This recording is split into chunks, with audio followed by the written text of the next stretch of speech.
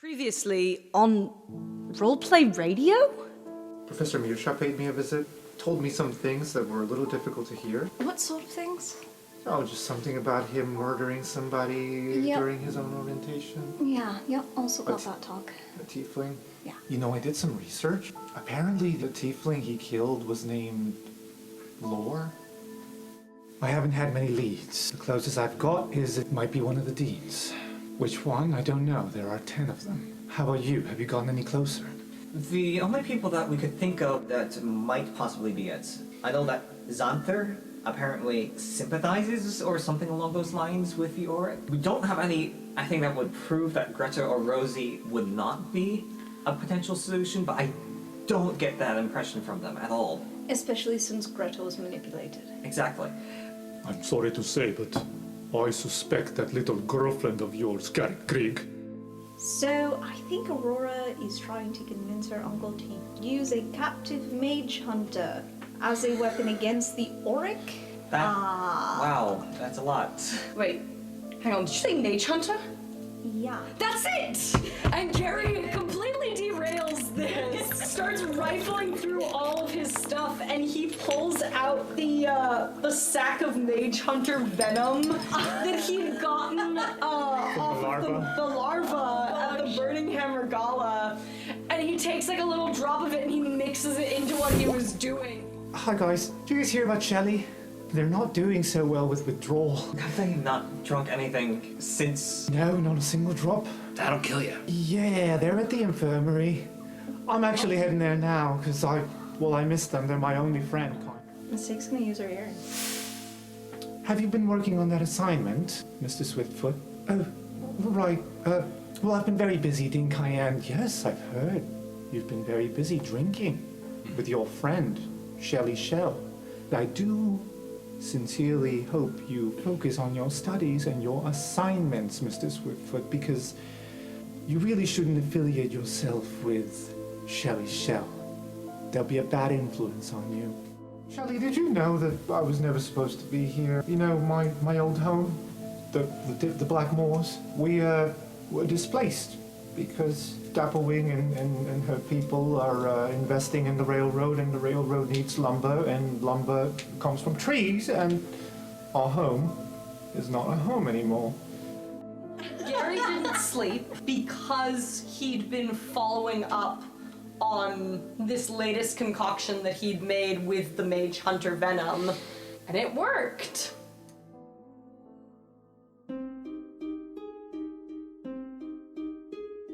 So, Pens us up. Shelley was incapacitated for a little while due to drinking. Due to not drinking. Due to not Drinking too much and then not drinking suddenly. Yeah. Toby spent a lot of time in the Witherbloom swamps caring for Shelley. Verelda Lang was always present as well. And we visited every day. And you visited presumably every day. The four of you were invited to Dapplewing Manor for dinner tonight. Alright. So that is where we are picking up to start the session today. So is Shelley not invited? Well, just you wait. Okay. I was gonna say, I'm not damn. done. So what are the four of you talking about on your way to Dapplewing Manor for dinner?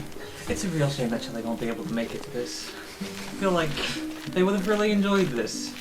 Surely they're going to be getting out of the hospital soon, right? Hopefully. I mean, this is an opportunity to actually try some of Dapplewing's wine. Then maybe it's probably a good thing they're not here. Actually, yeah, that's true. You can already hear music in the distance. The Dapplewing Manor is like dimly lit. It is early evening. The chimney is blowing smoke out into the night sky. The curtains are wide open. What is Shelley doing inside? Shelley is just sitting there, looking sick. They've got like their wet towel out, and they're wiping their forehead with it. Dapplewing's with Shelley? You can't see Dapplewing, you can see the Earl. So Shelley will ask Earl, did you hear I've been sick for a while? I have. I do hope you recuperate soon. Oh yeah, me too. I think I'm doing better. I think that I'm able to walk around today, which is nice. That's how I got here. I walked here. Have you gotten your repairs? Oh, I don't really... Yeah. They had to put 3 new gears in me. 3 is a lot. Shelley Shell, it has been rather lonely not seeing you in the mornings every day. Earl, it's been lonely without you as well. Are we gonna kiss now? I've heard that's what this leads to. I have no mouth, thus I am incapable of kissing. Oh, okay. I'm gonna give you a kiss on the cheek then. You just hear a whirring that sounds faintly purr-like. Then the doorbell rings. That's awkward. Dapplewing answers the door, and you just see this look on her face. They are insufferable even when low energy. What? Your friend is here tonight. Welcome. Shelly's here? Shelley Shell has returned. Oh, that's great. Hold on, just a second. I'm constantly gonna push past Captain Dapplewing and go find Shelly. Ow. You walk in on Shelly giving Earl a kiss on the cheek. Oh, wow, there are a lot of new developments. Hi, Shelly, how are you doing? Are you feeling okay? Oh, you know, been better, but it's okay. Okay, I'm glad to hear that you're feeling better, and it's good to see you back up on your feet. Shouldn't you be in the hospital still? Oh, you know, That's why I'm asking. I don't know, I'm here. And Shelly takes out their wet towel and Oh, rubs their forehead and says, I just gotta watch what I drink for a few more days, I think. oh God. Professor Lang admitted that they would have rather kept Shelley for another day or two, but she also said, absolutely not. Not another day. So here we are. Dinner is being served at the moment. Let's make our way to the dining room. All right, Captain Dapplewing leaves a book on one end of the table and goes and sits at the head of the table herself. Very nonchalantly, as Captain Dapplewing puts like a handkerchief on her collar, she goes, "Lore." Steps back. The book starts to rattle and vibrate and glow, and then the 2 professors are spat out onto the floor. Oh, my knees. I hope you guys don't mind. They've been rather lonely in that book, so I figure they can join us for dinner. Of course not. I take it this is a business dinner then. More or less, yes. Earl, close the blinds, lock the doors. You also notice that you haven't seen any owls. Wherever we're sitting, Griff doesn't sit next to Shelley to avoid the towel. Shelly will try to try to sit next to Griff. It's a big table. There are too many chairs for all of us, so Griff keeps on scooting down one chair, then Shelly follows by one chair. Look, it's fine. Just I just want to sit next to you. that's great. Just no towel. Oh, you mean this towel? No. No. Shelly will put away the towel and ask the Professor Dapplewing, Captain. Captain Dapplewing, do you have any non-alcoholic wines? Absolutely. In fact, you will have strictly water today. Is that a non-alcoholic wine? It's the most non-alcoholic wine there is. I can whip you up some grape juice. It No, probably it's won't okay. taste great, though. Does it taste like paint? No, it just tastes like essentially what my attempt at making grape juice would be like. Oh. I mean, it's not Smashed that up hard. grapes. Yeah, you kind of smash Yeah. grapes. Anyways, I don't want any alcohol. Just water's fine. I would call that growth. Shelly leans into Griff and whispers, Maybe in a couple years. He eats snacks that he brought in his fanny pack. For the first 20 to 30 minutes, it's more or less catching up. It's a lot of the captain talking to the professors trying to make small talk with you all, Professor Mirsha trying very hard to be chummy with Mistake. How are classes? How are your projects? Fine. That's a very underwhelming answer. Can you tell me more? I really do care. Summoned a spirit statue. And how was it? Who was it? Tiefling who lived in Redfell about 200 years ago. Oh boy. Can I meet them sometime? I don't know. That's a fair answer. I would pay my respects. I respect every living spirit that has yet to pass. And, history. Sure. The history you know might not match what she lived. He gets this sort of heartbroken look on his face. What makes you say that? Because the history that is in every single book I've read on this entire campus doesn't match how she lived, Professor. Yeah, I'm not surprised. And he just stops talking, realizing this is not going to go anywhere. So the rest of you, how are you? Hungry. How are your projects? Oh, well, dig in. I didn't know the dinner was ready. I thought we were just kind of waiting. That's Tyler. Gotcha. Well, then you don't have to tell me twice. Very well. Have we figured out who that student is yet? Can't say that we've figured it out definitively. We've more or less gotten stuck where we were previously. We've narrowed it down. Yeah? It might help to know who the dean is. Yes, that was going to be my next point. After basically interrogating every one of them, very uncomfortable moments, when I got to one particular dean, she was gone. Who is that? Does her name also sound like a spice? You catch on well, mistake. Yes, I visited her office. Dean Cayenne was nowhere to be found. Funny. There was no notice of leave, there was no vacation request. There was only her robes inside of her closet. Looks like wherever she went, she didn't want to be seen as herself. Well, she went naked. I'd rather not think of my own faculty naked. I'm naked. But it's kind of funny. That is strictly a non-human thing to be naked out and about. Well, it's not just humans. A lot of other cultures have clothing traditions. I've never seen a cayenne pepper wear clothes, actually. But Alright, Gary, the next cayenne pepper you find at the tavern, we're going to have to make a tiny shirt for. Cos calls up a cayenne pepper wearing a leather jacket as an illusion in the air. And it's also wearing sunglasses, obviously. Teenagers. So if it's Dean Cayenne, does that mean that... Well, What? it does give further evidence to what I was thinking before, but And what were you thinking? Can I ask a quick question of Shelley first? sure. One thing I do want to suggest, however, is it at all possible, do we think that this student was perhaps coerced into doing things? That maybe they don't actually want to do it? It's a thing that they agreed to because they thought they had no other choice, kind of thing?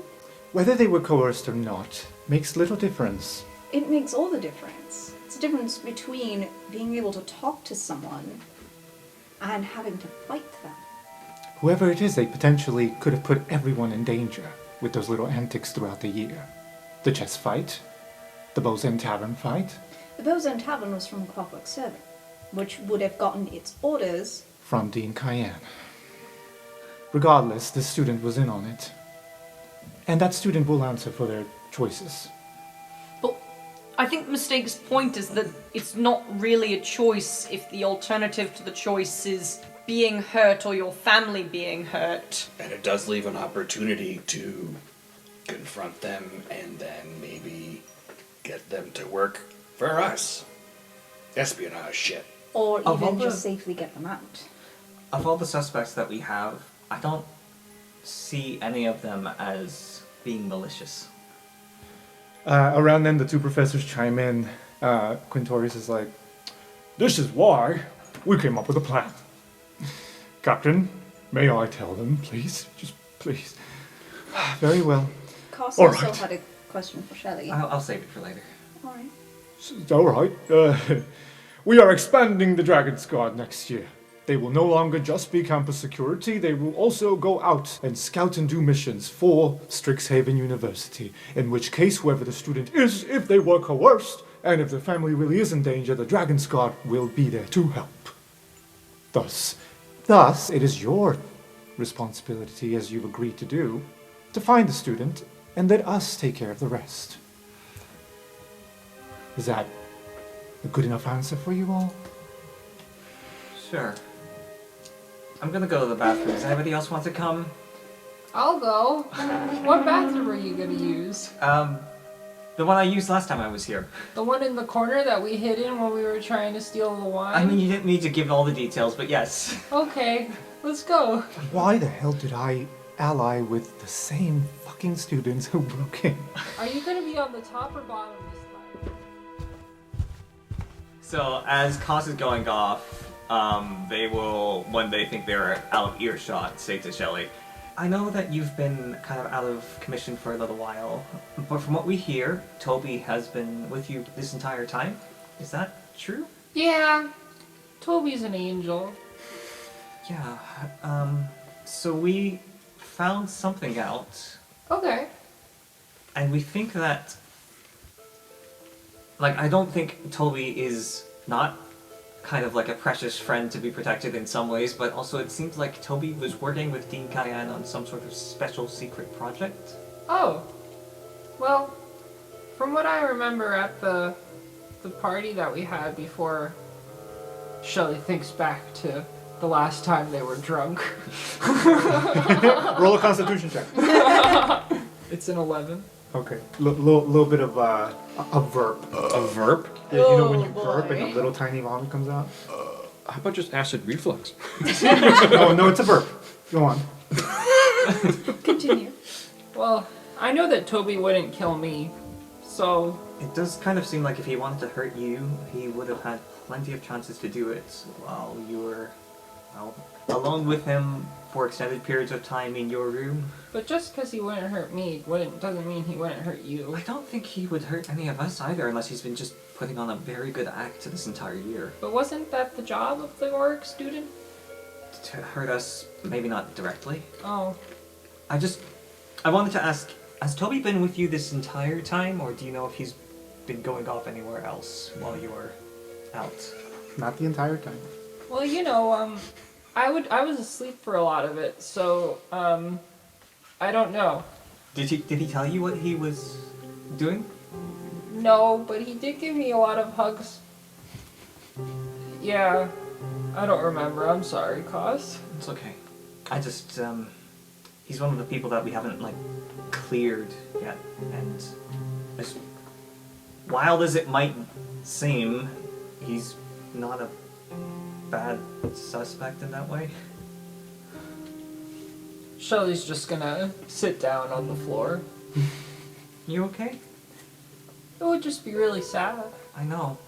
Shelly's gonna take out their wet rag and start crying into it. Just a little. I think Gary would want to berate her, essentially saying something along the lines of like, the last experience we had of anybody having any potential auric involvement was Shelley's father, who ended up being held in a holding cell despite not knowing anything and not being released until Dean Valentin showed up. It doesn't really spark a lot of trust that you would actually treat somebody who's being coerced particularly well. Yes, that was a series of poor choices on my behalf, and I admit that. Didn't know how to handle the situation at the time. Now that it's escalated, I'm rethinking how and when I should listen to my colleagues, and she looks over at the Lorehold professors. Yes, in fact, the three of us had plenty of time to catch up, open up a bit more, like we used to back in college. I know I don't deserve your trust, Gary, Mistake, Griff, nor the other two, but I'm trying here. And you see her nose begin to bleed again. At this point, she's so tired, she doesn't care. She just lets it go.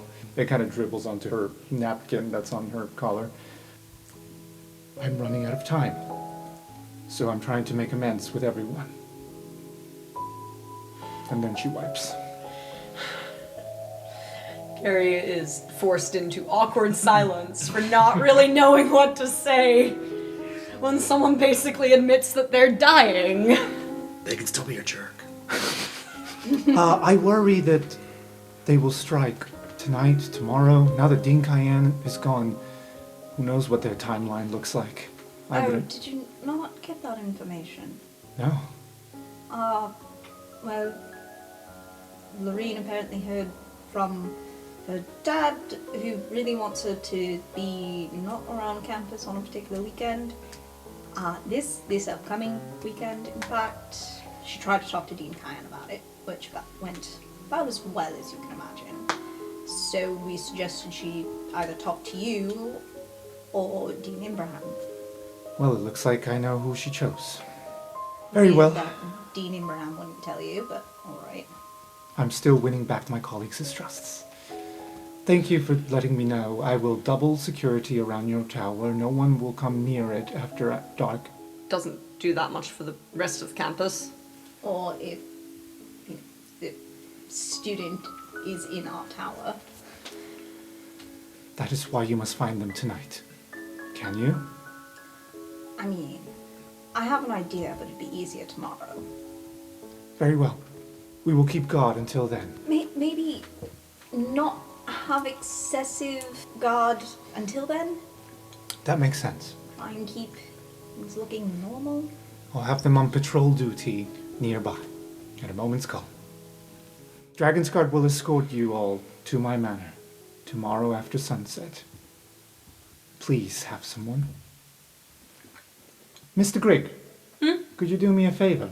Depends. I hear you're handy with those tools. Can you make us a pair of sending stones and you can call me at a moment's notice? Gary's gonna make eye contact with Griff and be like, well, I mean, if I have sending stones made, I can only have one set at a time, which can be a little bit inconvenient. There's nothing more important than what's going on right now. Your lives are at stake, Mr. Grigg. What is this? You want to play telephone with your friend over here? You live in the same tower, Mr. Grigg. We have other uses for them. So if we have something from you that we could turn into a sending stone, or maybe we got, I don't know, some kind of radio, something. Oh, for goodness sake. You're a captain, you have to have something. We will have a sending stone delivered to your tower tonight, then I'll have the Earl pick one up. Thank you for your help, Mr. Grigg. You're very welcome. The one fucking time, Nikki. Yeah, but the sending stone is being used to bug Thane's office. I can't help it. And then I think also before leaving, Professor Mirsha, without trying too hard, just waves a mistake like, good luck in classes. Why law? Because he gets very sad. Lore was his name. I know. Why didn't you mention it? You've been stuck in a book. That's fair. I'm sorry for all the lying, the secrets. Yeah, that's it.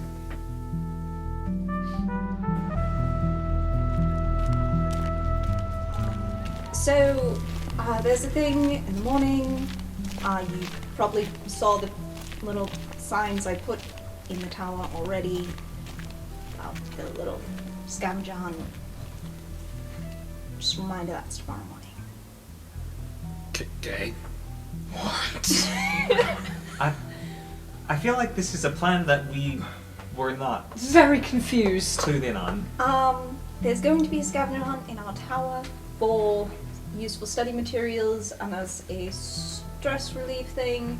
No Griff? set starting time, just whenever people wake up. Griff's gonna look at Mistake's tail. And see if it's coiling around.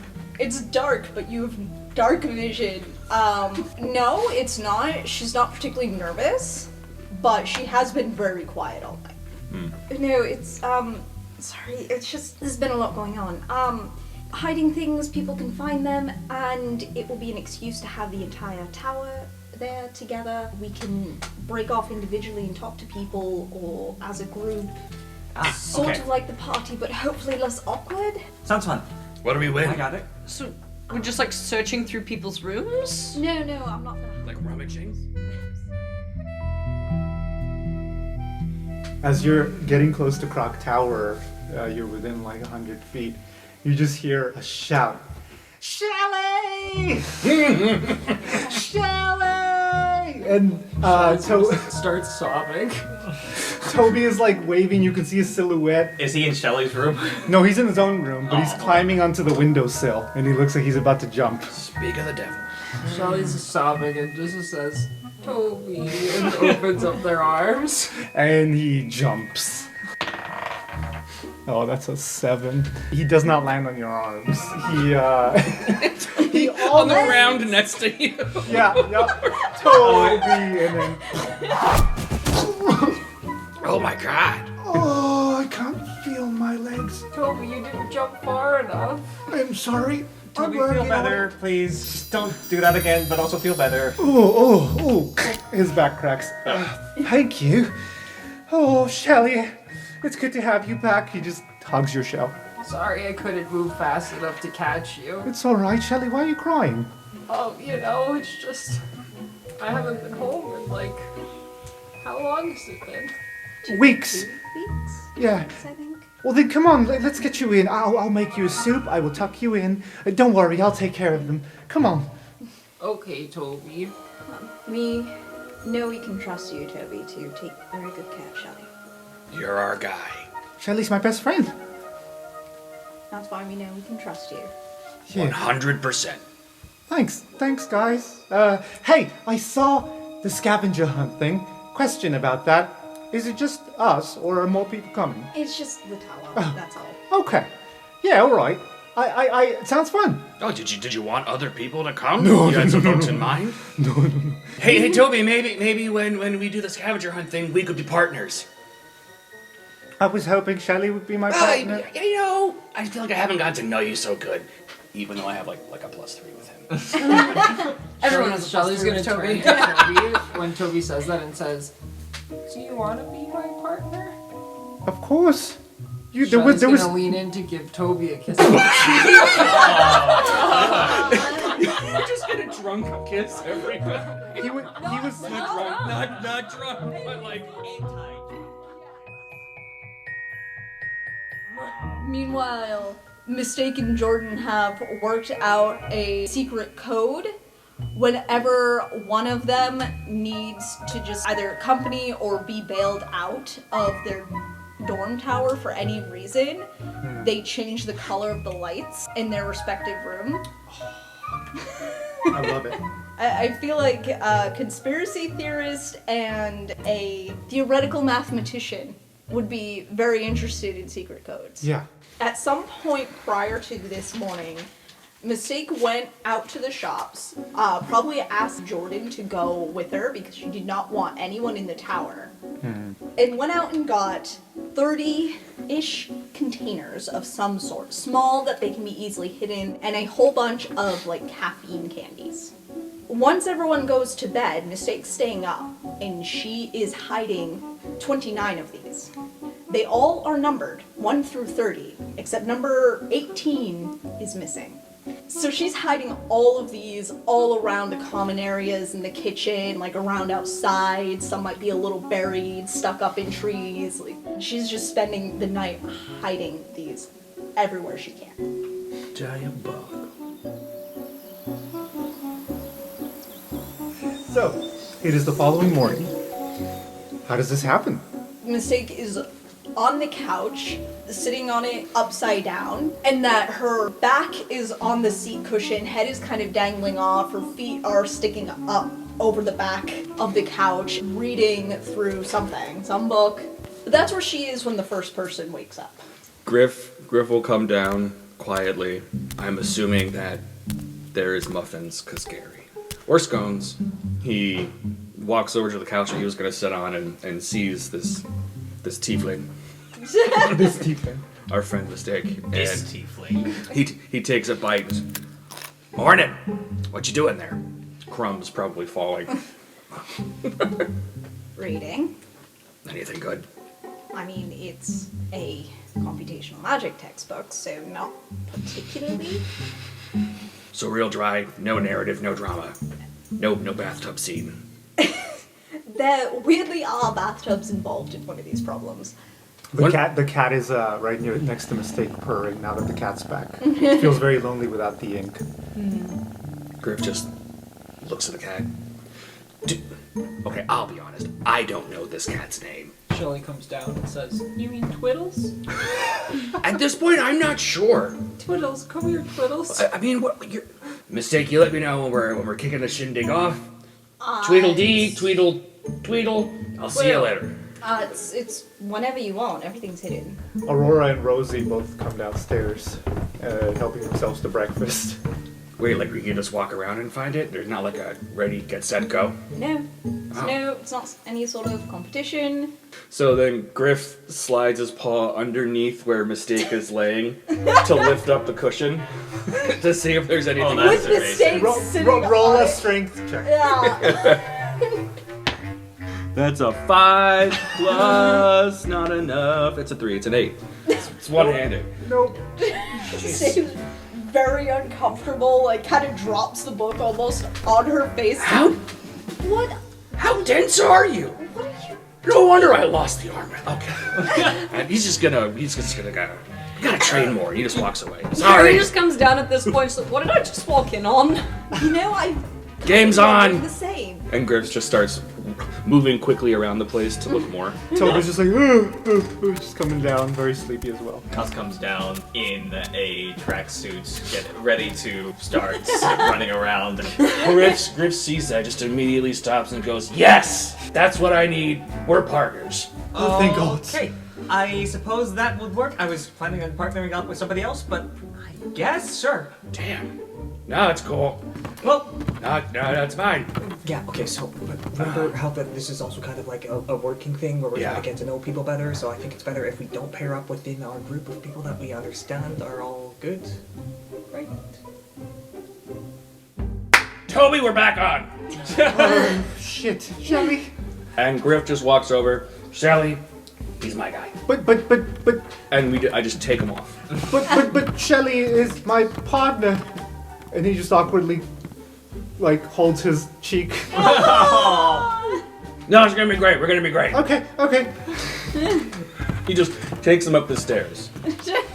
Shelly's gonna go up to Mistake and say, "So is there one?" And then lift with both hands. Okay.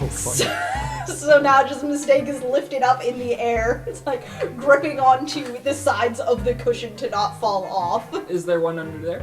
Sure. Yeah. Greta at some point, like, comes downstairs from the bathroom. Who's this candy I found, like, in the corner? It's yours now. Oh, sweet. So looking at Aurora, Koss considers then looks at Gary and is like, "Hey Rosie, do you want to be partners for this?" Oh, yeah.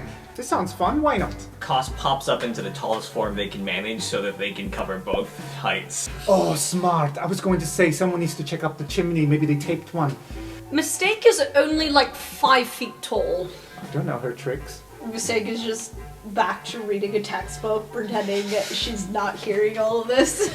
Wait, did you do the bathtub magical volume displacement questions in that? I started it and then could just only picture either Griff in a bathtub or that horrendous bathtub interpretation. As Mistake and Gary were talking, you could see straight up that Thorn is sitting outside in the garden, meditating. He's like sitting cross-legged, but his face is still very visible through the window. And every now and then he just turns to look at you all and just goes back to meditating. I want to know what's happening up there. We're going all the way up? Yeah, I thought we could start up top and then like work our way down because nobody's coming up here. You're like the quickest one here. Oh, yeah. And you can like get into like those small places, and I can rely on you. You're like the most trustworthy guy that we got here. You're being really friendly out of nowhere. I'm not saying I don't like it. I'm just you're usually like, fuck off. I don't want to see you.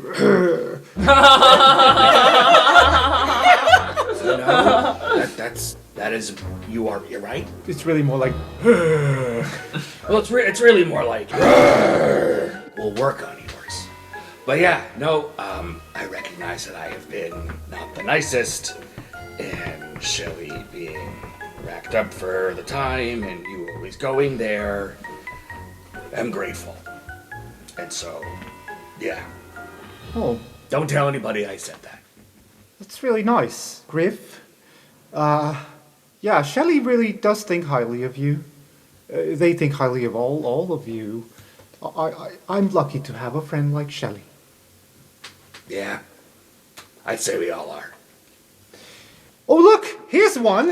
And he just like finds a little ribbon and he pulls it. The little wrapper like becomes undone and then the chocolate just kind of rolls on the floor. A 5-second rule, right? Absolutely. Winner goes the spoils. And he eats it whole. And Griff is just gonna like go along. Griff is just waiting for him to get just anxious enough from the caffeine Okay. stuff.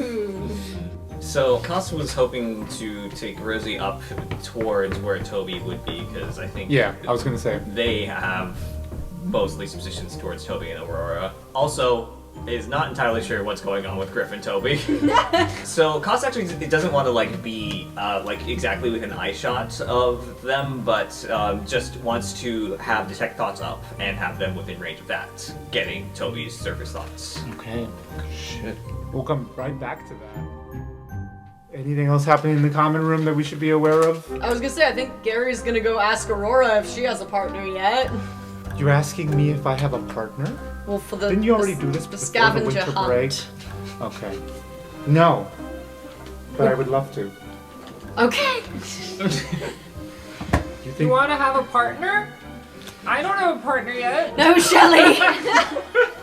You know, we're gonna start in my room. Oh, I was just telling them last night I wanted to go into your room.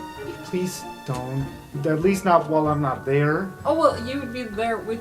Well, Okay, that's fine, I guess. because you would be partners. Let's go. Yep, Gary. okay. Shelley's gonna sit down next to Mistaken Twiddles and say, "Hello, Twiddles. Alone again." Greta's right there. Greta does sit down on the other side of Mistake. I'm not feeling up for it. I'm just a little tired. Do you have anything fun going on this weekend? No. The Nothing? containers do have caffeine candy in it. That does help with tired. Yeah. Oh, Greta, do you want to be partners? I like girls. Shelley meant, would you like to Oh, join this. Shelley? This is No, that's all right. I'm just gonna sit here if you don't mind. Thorn is also outside. Oh, I can go sit with him then. You are welcome to sit with me, Greta. I meant if Shelley wanted to do the scavenger hunt with someone, there's also Thorn who's outside. And You see Greta's Shelley's not face and it's interested. just blank. Shelley looks like shell-shocked, like... I get it. Took me a second. Shelley, if you would like to do the scavenger hunt with someone, since Greta's not interested, you can go talk to Thorn. He's right outside. Shelley just looking straight ahead and says, "I've lost 3 partners today." Not exactly the way that you're thinking. So, Shelley, the word partner can have multiple meanings. And we'll come back. Yeah, that's what it's Okay, so the lion and the bunny are doing their thing as Koss and Rosie are going up, and you guys bump paths. Oh, don't mind us. We're just gonna double check your work, I guess. We got this one. This is our bathroom. We got here first, right? I mean, Toby called me out upstairs, and he was right. I mentioned I was really grateful to Toby for always being there for Shelly, especially this week. And Yeah, we really appreciate everything that you've been doing for the F Squad. You've always been happy to jump in to help out in situations even when it's scary. I know that you don't like conflict, but you've been there to help when it's come up. You have been honestly really just like a really good friend to Shelly. I think by being friends with you, they've come out of their shell in a big way. And not for nothing, but I think they're gonna need your help with not drinking booze. And by the way, do you need any help with that, or do you just kind of process that shit? Because you look fine. I'm good. I'm good, mate. So you got his surface thoughts a little bit, and you sensed a little bit of guilt as you just kept praising him. You can tell he's not used to praise because he gets a little flustered, doesn't know what to say. Much like Alex when he gets praised, he doesn't know what the fuck to say. Sorry, that was kind of a lot to put on you. I know. Yeah, no, it's fine. Yeah, no, I'm new to being nice, so I probably just put it on too thick. You want to go in the can and go check out to see if there's any more stuff in there? Yes, absolutely. As this is happening, like you open the bathroom door, then Kata's like, wait!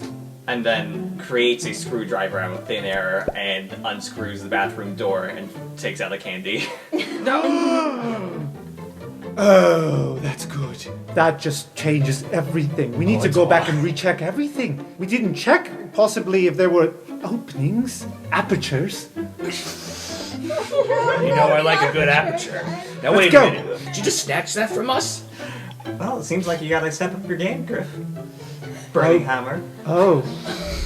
Griffin, snarls a bit, and he goes, lead the way, rabbit. Oh, okay.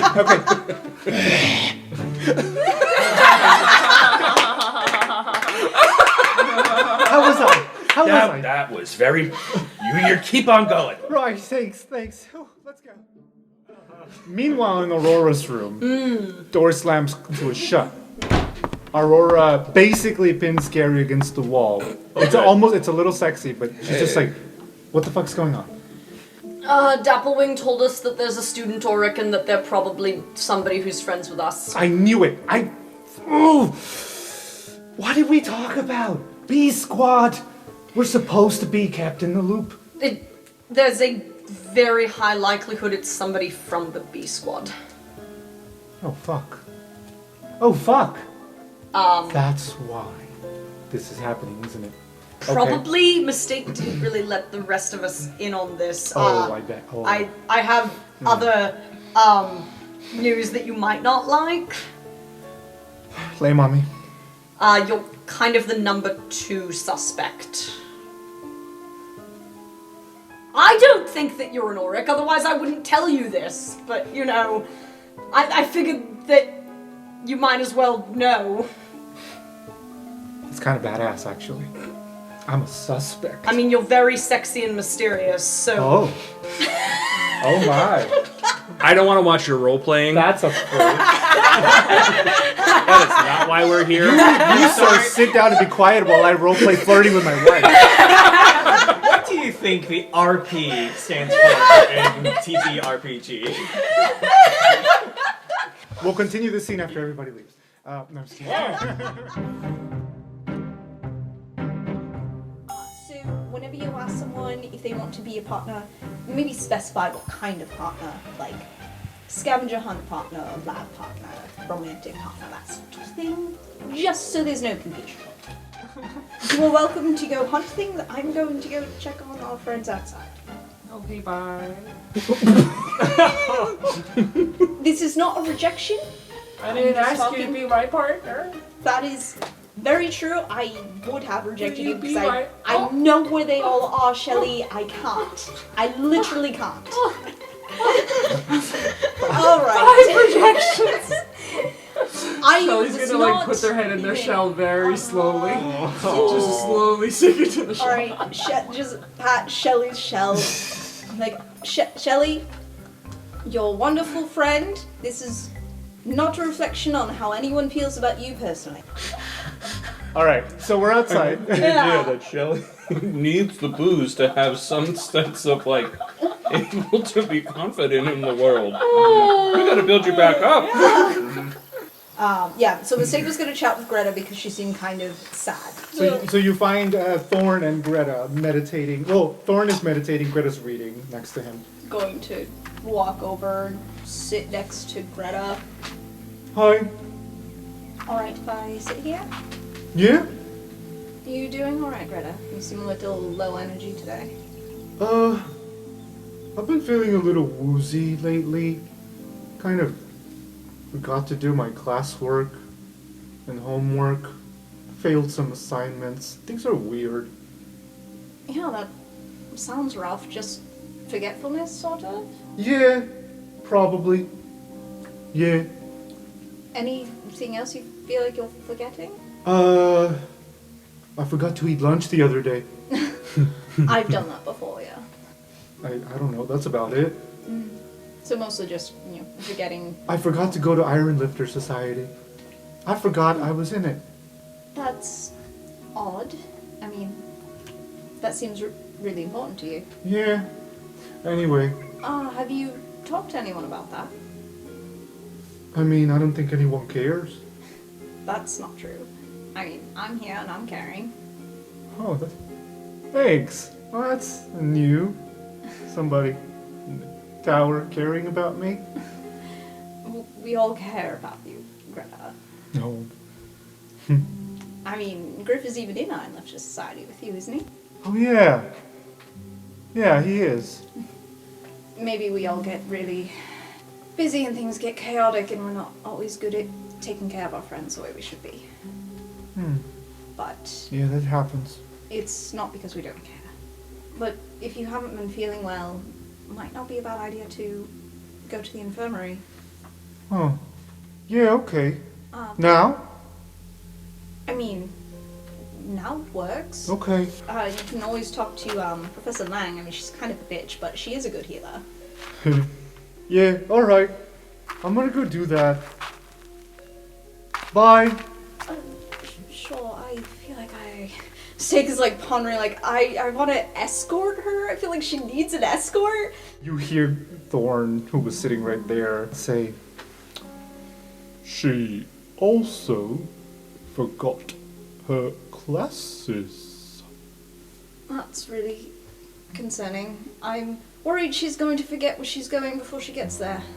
Suddenly Shelly's behind you and says, "Thorn, do you want to be my biscuit finding partner?" Today is my day to meditate, Shelly Shell. Oh no. I apologize.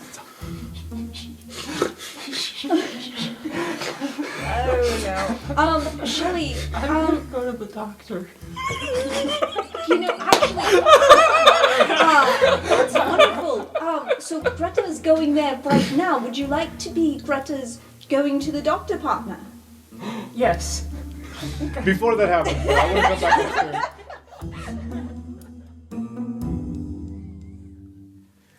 As time goes along, both Toby and Rosie have had some caffeine, meaning they're both a little more hyperactive. Rosie insists that Mistake went into people's rooms and she wants to check rooms too. When I was talking with Mistake yesterday, she said that she specifically avoided other people. That's exactly what somebody would put something inside people's rooms would say. Cause, think about it. I'm thinking about it. If I were to put something on stage or backstage, what's the least likely chance that somebody would find it? Fine. Let's start with our rooms, and if we find something, then we can check other Alright, ones. let's do it. Upstairs you just hear rummaging as Toby is going through his own room.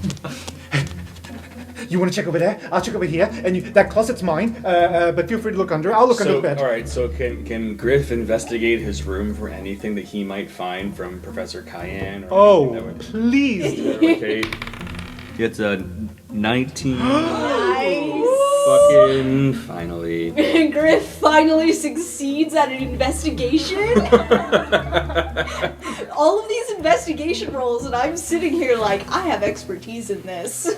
Oh my goodness. So he's rummaging around in his closet. Okay.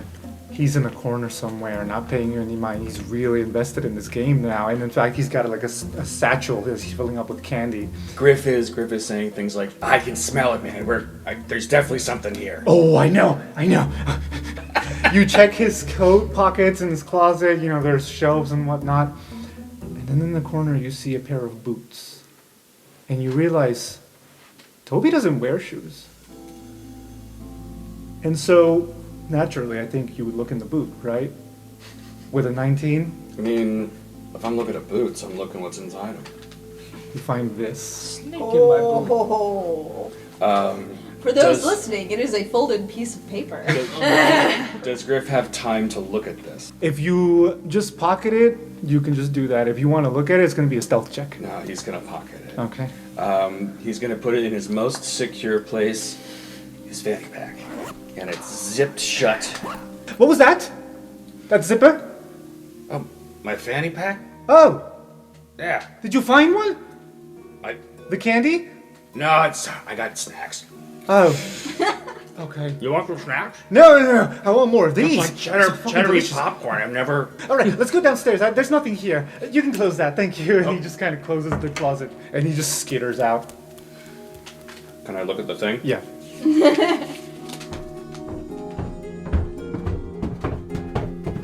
How much longer is this gonna go on for? I was like gonna head down to Witherbloom for a bit. Unless, of course, I'm a suspect. And she like leans into Gary and gives her. Say that out loud! Looking at Aurora's thoughts. She is thinking this is a joke, right? Like, you don't actually think I'm a suspect, and fuck you guys for thinking that. Like, a little bit of resentment, but mostly amused. Suspects? Roleplay. What? I don't know, bye! Right, role play. Good. Okay. Right.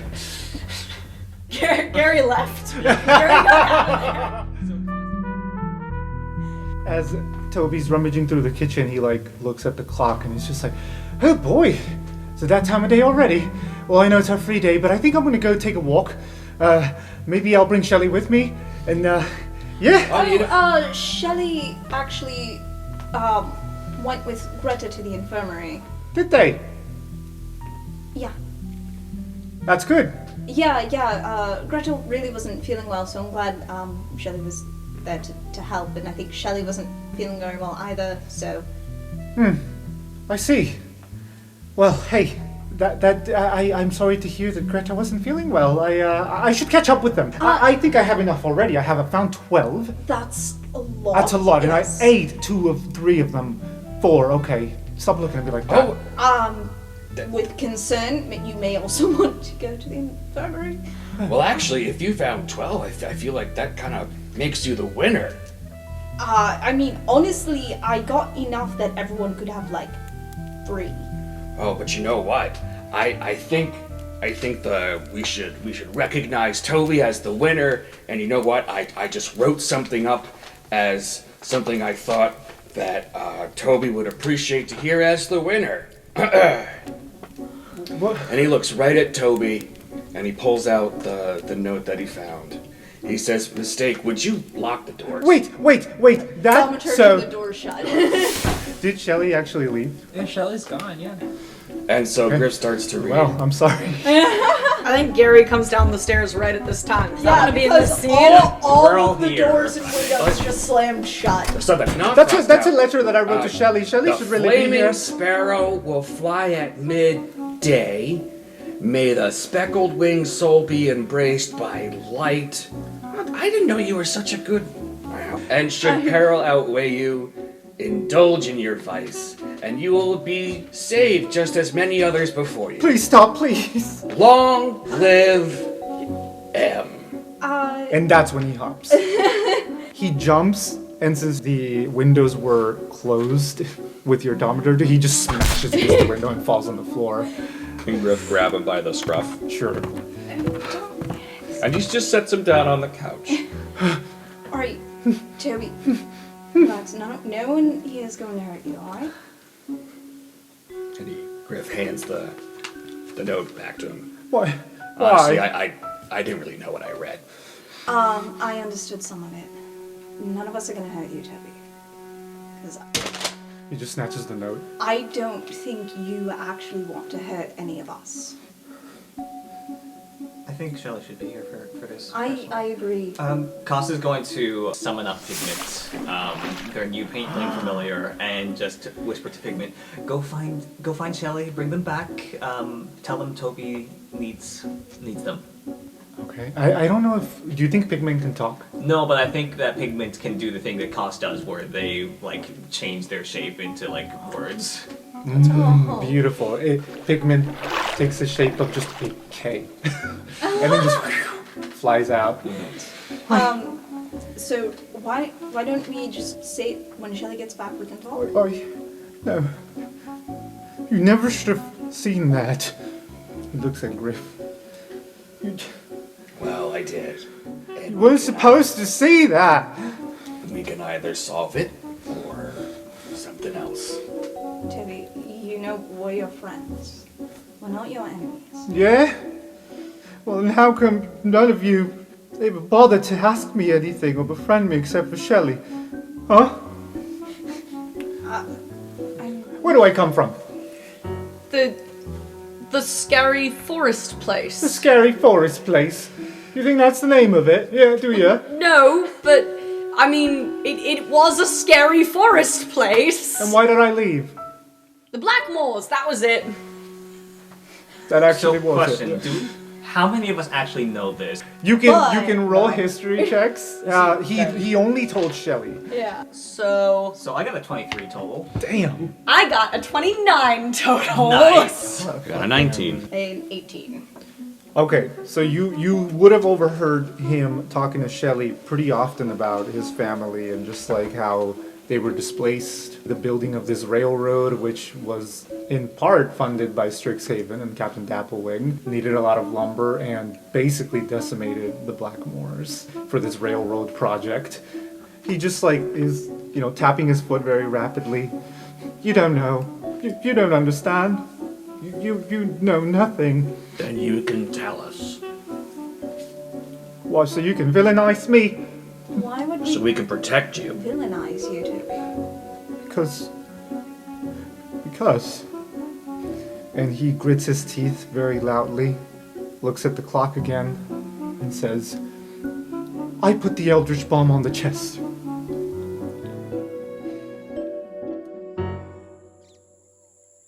Really quick pause. Pigment is flying through the air.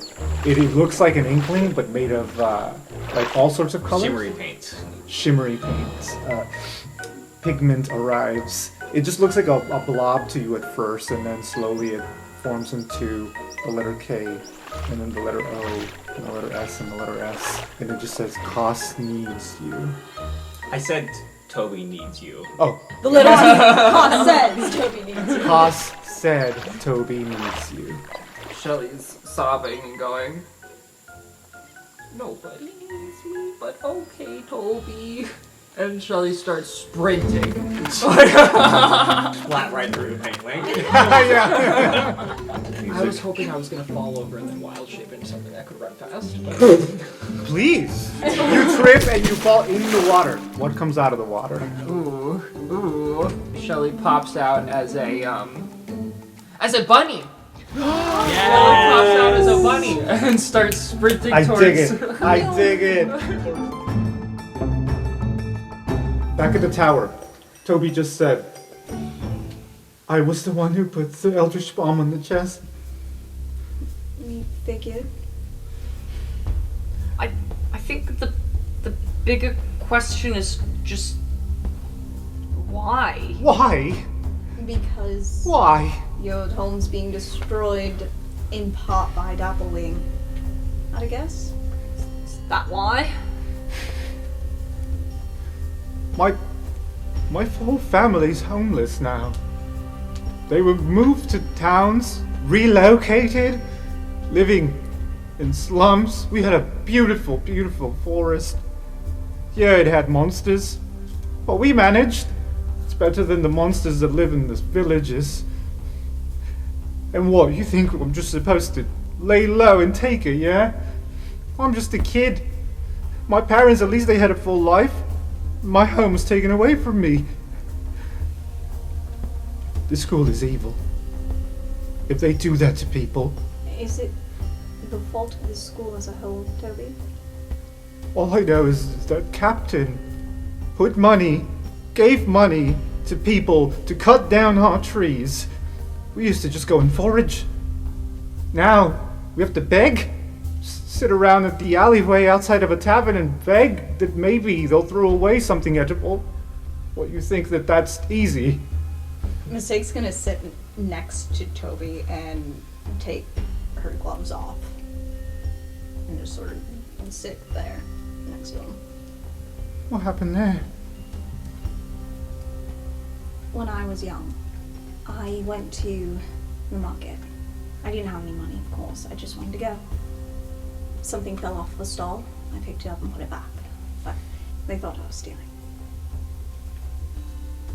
Where I'm from, people like me live a lot like what you're describing. Except we can't even beg. Because they'll kill us. I never lived in a forest with a family, foraging, being independent. I don't know what that's like. You're right. But I do know what it's like to have nothing. And you never wanted to do something about it? That's why I'm here, Toby. I don't agree with the captain. I don't like her. I don't agree with everything the school does or everything it stands for. But I'm meeting people here. I'm learning things. I'm becoming a better person because of this school. So that I can go back and help people. And maybe along the way, make the school a better place. Around then, the grandfather clock in the corner of the room starts chiming, showing 11 a.m. Boom, boom. Oh no. No. Toby, what's wrong? We have to go. What? We have to go. What's happening? Come on, let's go. Shelly's now. meeting us here, so we should know where we're going. Shelly's doing what? Shelly's coming back here. He runs. I don't know. I want to say the door opens. And they collide, right? No. Two bunnies collide. The both of them roll, and this time Shelly's on top, unlike the first time. Wow. As a bunny. Because this time, Toby won't die. we can roleplay this. Get out, now! And then the front door slams shut. It's almost like the air left the room. The fireplace goes out. And he's just, oh fuck. Toby, what is this? What's going on, Toby? We weren't supposed to be here. What I was did trying you to do? get out. I didn't do anything. What's happening? What is someone else going to do? I wasn't supposed to be here. Toby, can you calm down and let us know what's happening? Are the windows still open? Can we see anything You else thaumaturgy them outside? shut. You did. Those were in an earlier scene, I so unless someone thaumaturgy opens them them. open. Sure. However, when you do, something strange happens. There's a shimmer around the windowsill. You can investigate further if you wish. Yeah, I do wish. Arcana check. With advantage. Okay. So 15. Okay. You were just reading a Computational Magic 101 book. I was. Something strikes you eerily familiar about this. I would even say that Gary maybe also has a scratch at the back of their brain. It is something like a force field. It has the properties of a force field around the walls. You also notice it around the front door and around every single window. And around this time, you hear a muffled thump, and you see that Aurora and Rosie can't make it to the common room as they find themselves touching this sort of plasma-like wall. It's in the shape of a donut, if you will. It's around the outer walls and then also around the inner staircase, so they can't get in. The force field itself is enveloping the entire common room. Is it dangerous, or they just can't get in? They Well, can't get in. They're touching touching it, and in fact, every time they touch it, it's sort of a rippling effect, like a honeycomb. Oh, cool. A honeycomb pattern. Every time they try to push through it, this honeycomb pattern is preventing them from leaving. Furthermore, they have a blank look in their eye. I almost picture Aurora right in front of Gary, being 2 feet away, and she's just trying to look around They can't him. see us. You cannot see Gary. Do we have the sending stone that Dapplewing promised us? Going to use that to send a message to Dapplewing. All right. So I rolled a general insight on, once again, trying to figure out that this bunny is Shelly. Okay. So Cos would like to pick up the bunny and just say to Shelly, Shelly, Toby is freaking out right now. I think you're the only person who can calm him down. Can you please do this for us? Bunny hops back onto Toby. No. Just snuggles up underneath Toby's chin. Shelley, I'm so sorry. I want you to know that I meant everything. Shelly backs off and becomes a shell again. A shell? A shell. Okay. What do you mean, Toby? When I said you were my best friend, I meant it. Well, why wouldn't you have? Because I lied. You lied about being my best friend? No. I lied about who I was. My name is Tobias Swiftfoot. So what'd you lie about? And then he goes completely silent as he looks out the window that Mistake just thaumaturgied open.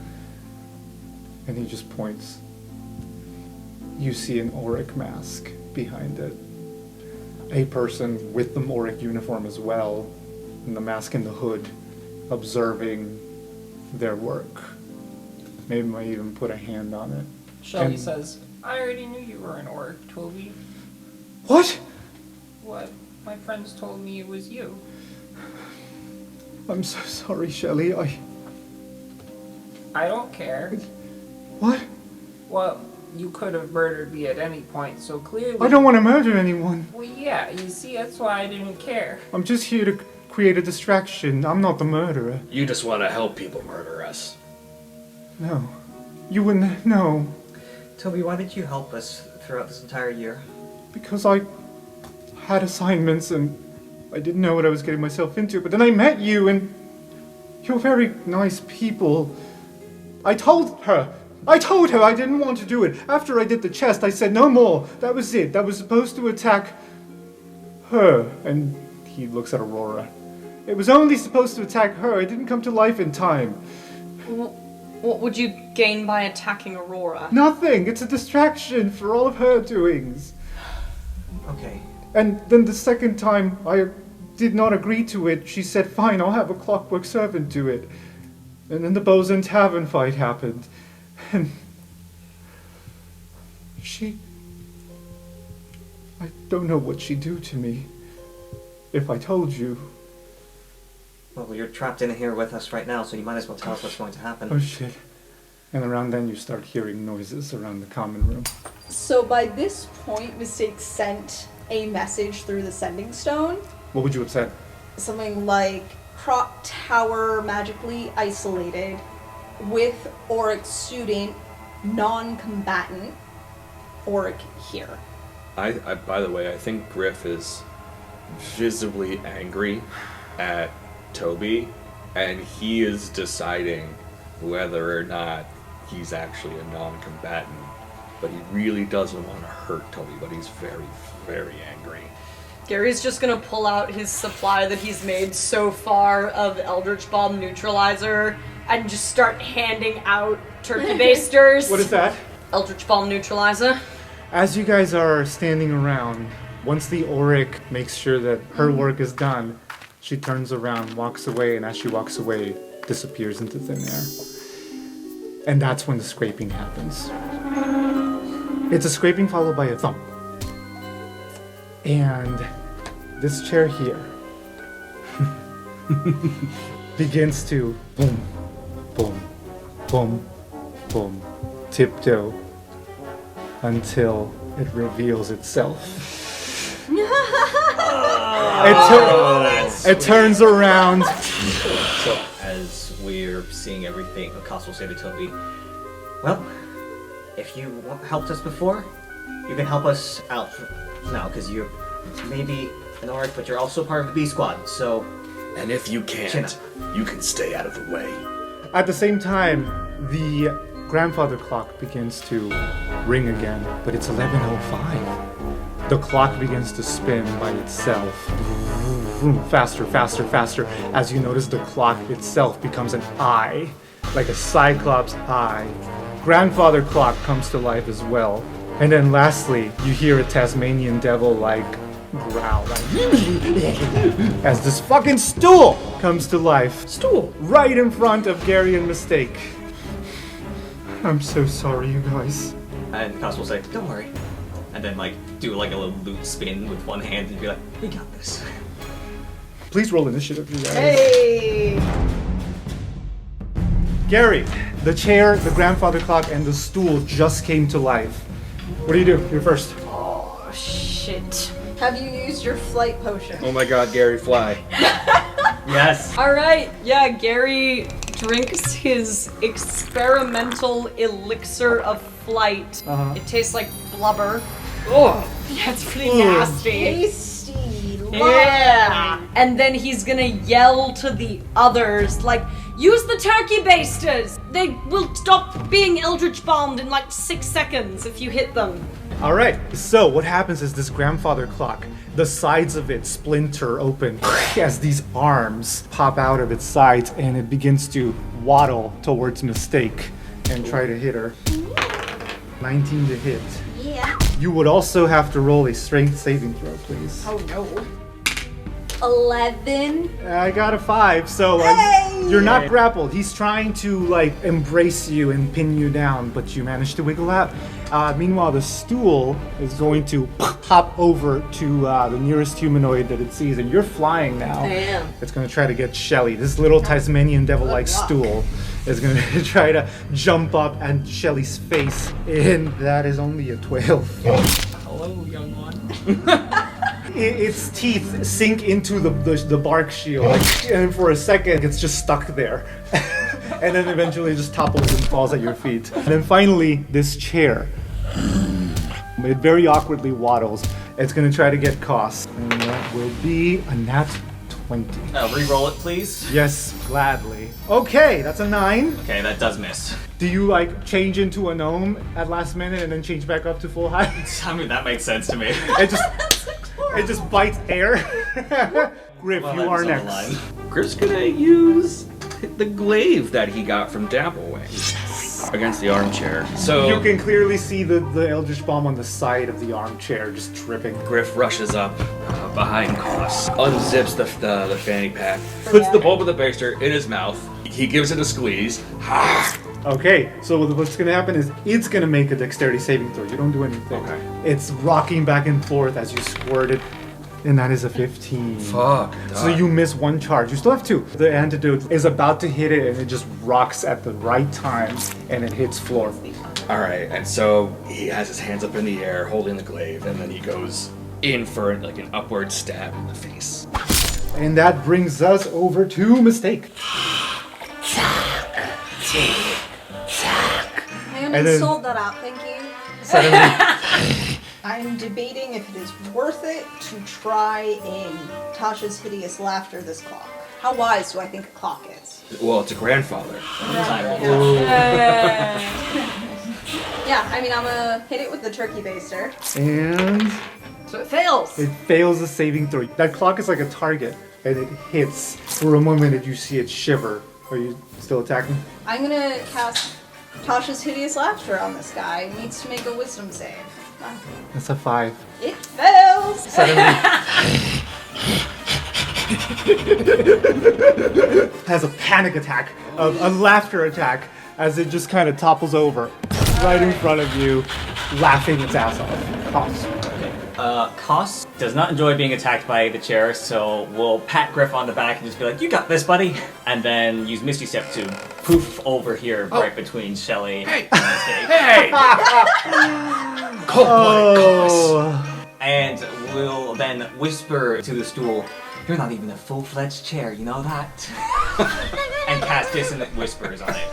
It must use its reaction to move as far away from me as it possibly can, which triggers an opportunity attacks from all 3 of us next to it, and also Gary if you're flying within range. Hell yeah! The stool hears the dissonant whispers, and it's just like, and it begins to back up, attack away. It's leaving.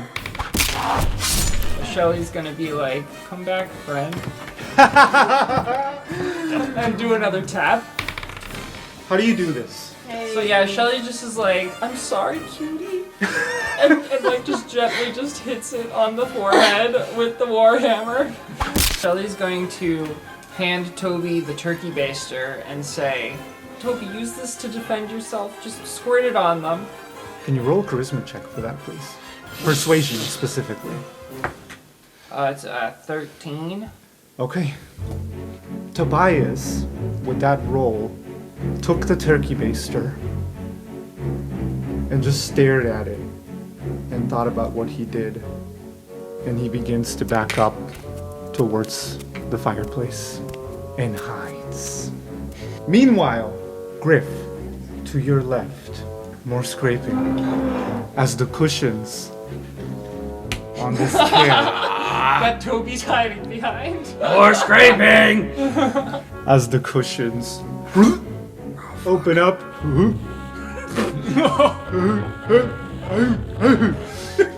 Additionally, a candelabra falls from this table. Splinter's arms open. Hey, we really monsieur. No, it doesn't. And then finally, around this area near the kitchen, pretend there's a door here. I will pretend there's a door right Just begins to smash. I thought there was a protective wall. The door smashes to bits as the fucking toilet comes into the room. Lid open, tongue writhing out. Just And, you know, it has some complaints. Gary, you're up. Cool. So Gary's flight speed, as cool as this is only 10 feet. So I'm gonna double move. And I basically want to be right above this chair for With the turkey dexterity. baster? With the turkey baster. All right. And that was the thing. So it definitely fails It that. fails, which brings us to the other three enemies. It just keeps it just keeps laughing and trying to save, and it fails again. As you can straight up tell, it's slowing down. Its arms just are twitching, but they're getting more and more stiff and coming back to the sides. The stool is done, which means the armchair is the only one alive here.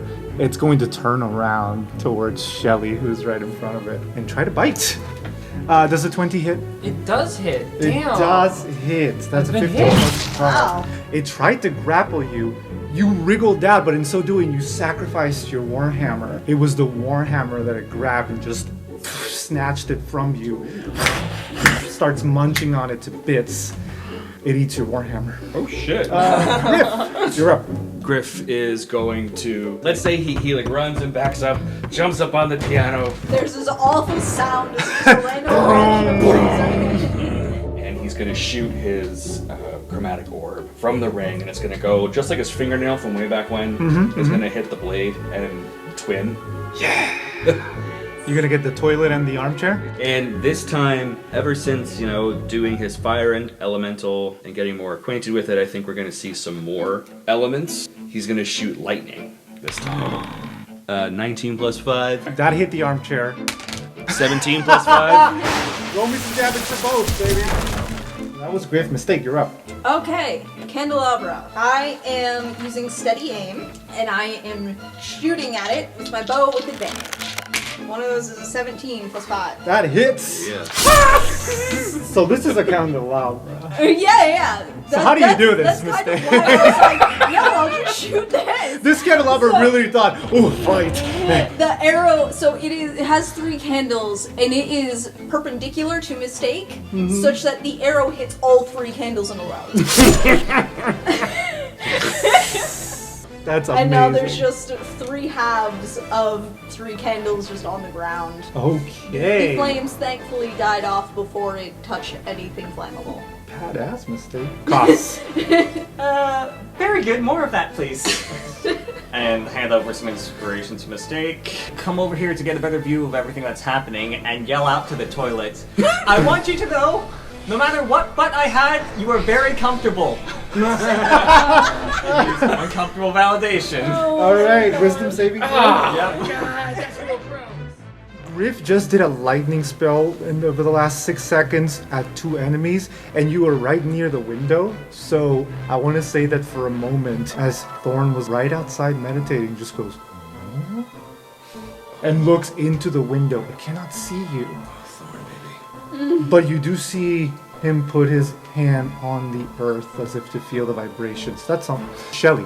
So yeah, Shelly just like fucking goes like berserk mode, just takes their pickaxe immediately out of their shell and just like stabs it as hard as they can. Yeah.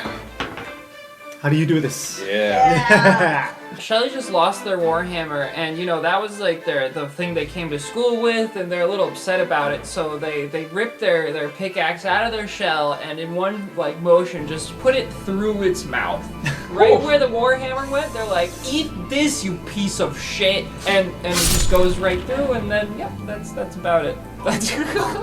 Next is the toilet is going to come after Griff. Because it can't reach, it tries to use its tongue.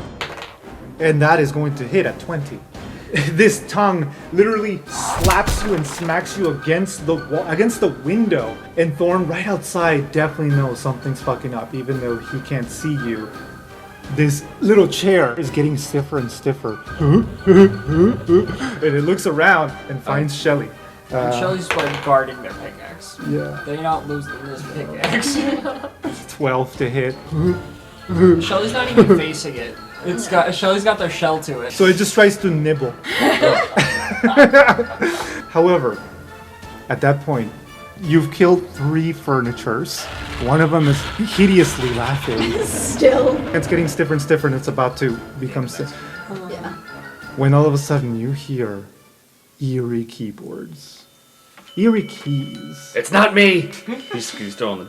Yeah, you are. And the lid of the piano begins to... It begins to wobble. Dexterity saving throw, please. The 12. So all of you notice the piano like opening up and then Griff just rolling to safety. I think at this point it is also going to turn. So it's looking in this direction, sees the commotion, and just goes... The legs bend and then it jumps into the air, heading straight for Cos as it's about to land on top of you. 15 points of damage as it crushes Cos underneath its massive weight. Cos, can you also roll a dexterity saving throw, please? Yes, I can. 18. That will pass, so you're able to at least wriggle out and you're not prone. But you did just get fucking bludgeoned by this thing. It's gorgeous almost. It's an artist looking at a musical instrument, and the musical instrument is feral. That brings us back up to Gary. Alright, so Gary is gonna fly, and then he's going to squirt some neutralizer at the piano mimic. That is an 8. Alright, so it fails that, and then he's gonna pull a glass bottle full of grease out of his belt and throw that at the piano mimic. 17 this time. Okay, so it succeeds that one. If it failed, it would have fallen prone. Armchair is dead, stool is dead, and the grandfather clock, as it makes its last final effort to crawl, just slumps and becomes unsentient due to the antidote. It's Griff's turn. Me and the turtle. The toilet's looking up at you. Its mortal enemy, the cleaner. Yeah, The janitor opening its lid, it's growling up at you when suddenly the floorboards break and you see some vines enveloping the toilet from the base, shortening its speed to 0 as you see out the window Thorn. His hand is completely in the earth and he doesn't know what the fuck he's doing, but he's doing something and feeling around. Still cannot see anything, but did something. Now you may go. He's gonna risk moving past it, and so what he's gonna do is he's gonna jump off the bookshelf and like 1 foot on top of the toilet, like where the tank is, as he like jumps over it and like squirts it in the mouth. Get scrubbed. And then he lands down and he's like remembering the lightning, and he's gonna add another element, and he does Maximilian's Earthen Grasp. A hand comes out and grabs a hand of earth. It's a 17 that I just rolled. Well, that's stupid. The earth gets chomped up by the lid of the piano. Alright, mistake. I'll shoot piano. Okay. Shoot the piano. Lekos. Cos will panic scramble away from the piano and use another Misty Step to poof off next to Mistake. and then will yell back at the piano, "You know, world isn't black and white. I know that's weird coming from a potential silver quill." That was Kaz, which brings us to Shelly. Yeah, Shelly like had a sensation by their tail, and they're just like, "Stay behind me, Toby." Turn around and hit the chair with their pickaxe. Poor chair. Poor chair. It was about to turn back into a chair. Yeah. It just. Shelly doesn't know You that. stab it and just rip open the cushion. All right, that brings us over to the toilet. We're just making eye contact. Yep. Mean mugging each other. It knows what I did to him this morning. It starts chomping down on Thorns' leaves, and will in fact chomp through them enough to try to go for a second attack on you. It rolled a 7. It gets your clothes and rips them right off to the point where, like, beneath the knee, calf is just Grip is finally exposed. naked. I'm gonna give you some dignity and give you the Rambo look, and you're fucking jacked. 'Cause Fuck you've had yeah. not only the Professor Cannon's class, but also Iron Lifter Society, motherfuckers beefed. I will say that it just looked like it was gold before, and gold for burning hammers and for their dragon was fire. But now there's gold, and then there's like flecks of maybe purple lightning. Ooh. And there's some like coppery brown. Because he just did the earthen grasp, so there's more elements coming into his arm. Now you need ice. Gotta catch them off. The little armchair begins to wriggle as it's trying to get close to Shelly. Its legs are not functioning that well anymore, so it tips over to the side as it like begins to blink slower and slower, and it goes in for one last bite around Shelly's ankles before it completely 9. Just another nibble. So sad. Is this dating? Shelly says. It sounds like, and it just becomes a chair again. I love the idea of Shelly just like slowly moving the stump away from this happening. And then lastly, the piano like tries to move and realizes it is wobbling where it stands as the floor is full of grease, and it moves forward once, twice, and it just stays in place as it growls, looks over at Cause and Mistake, and it just goes. It shoots out the hammers that actually play the strings on the key. It just. So the two of you, I'm gonna need you to make dexterity saving throws for me. That's very cool. Oh, I failed. Oh, I got a 6. 7. You both fail, so it just spits out those keys at you, and you both take 7 points of piercing damage. Not too bad. And that brings us back to Gary. So I would like to roll for this before I describe what happens, because if I fail, then, I Please. fail. Oh! Alright, there we go. Which one are you hitting? I mean, it doesn't matter. This is Which one? the piano. Okay. Essentially, Gary, he thinks back to like the Bozen fight when he was just like waving the spatula around like, go away, and he tries to channel that same energy with his spatula, but much more intentionally this time. And a bolt appears inside of the piano and just kind of explodes out through the piano's brain, as it was, to deal psychic damage. Are you still floating? I am still floating. If Aurora could see you, she'd find that so hot. And then he's just gonna follow it up by slingshotting it. Magic stone! Griff, you're up. Griff is going to first shoot Scorching Ray at the turlet. What I imagine is that this doesn't come out from his ring, that's on the chromatic orb. I like that this comes out of his left scaled arm, and this is fire, so it starts to pulse red, and he's just shooting it right in the toilet mouth.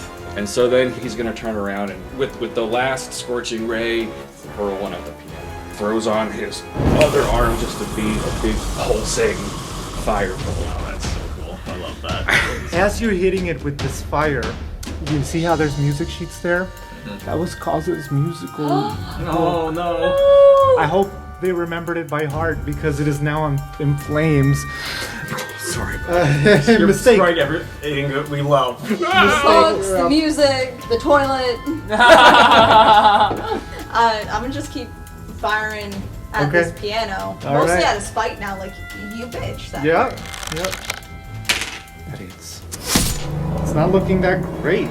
Cost. Kaz's music is burning. Yeah. Kaz is gonna rush over to that and be like, oh no, oh no, oh no! Look at what you did! Look at what you did, you stupid instrument! I thought you were saying that to me. And is going to cast Dissonant Whispers on it.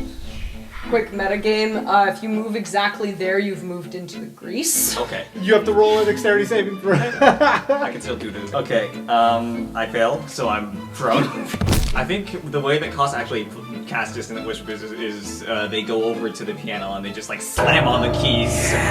They give it a shove backwards, which causes the piano to slide back and move speed towards Mistake, which will hopefully provoke an opportunity attack. It absolutely does, yes. I'll allow that. And then That's Kaz great. slips while they're doing this. Oh, that's terrific. That brings us to our turtle. So Shelly's just gonna go ahead and go like, hippity hoppity, this is my property.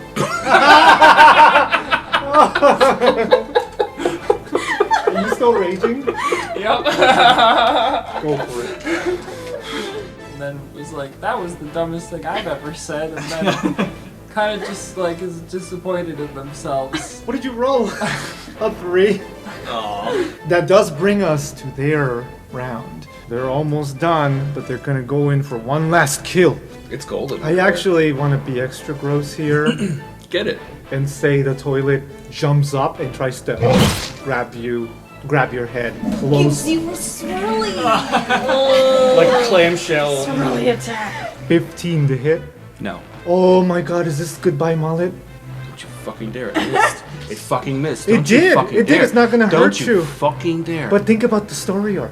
Think You have to about that. regrow that hair.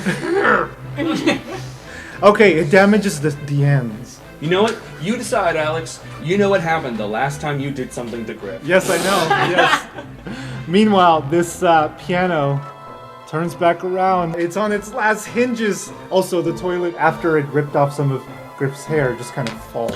I'll give you this. It ripped off whatever side it went half. He took half the mullet. Just the party in the back part.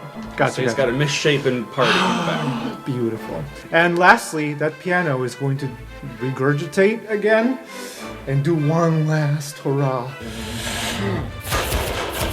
So that is 7 points of damage to Mistake as the keys stab her in the leg. 3 to Shelly as it gets your stump. But then its tongue begins to slide back in slowly as it begins to return to normal. And it's just a beat up piano again. And I think that brings us out of initiative. We did it. Did I kill the piano? Hello, everyone. Thank you for joining us again this week. This episode was recorded in Watertown, Massachusetts, also known as the traditional land of the Pecasset and Nanantam peoples. I'd like to give a huge thank you to all of the talented musicians that helped bring this podcast to life with their amazing music. We've provided a link to their web pages in the description. I would also like to thank our talented players, Tyler Rubin, Amelia Markopoulos, Rin Garnett, Michael Yang, and Nikki Aguilar-Thompson. This story would not be the same without their wonderful creativity. I've been your host and DM, Alex Aguilar-Thompson, and I hope to see you here again next week for another episode of Roleplay Radio.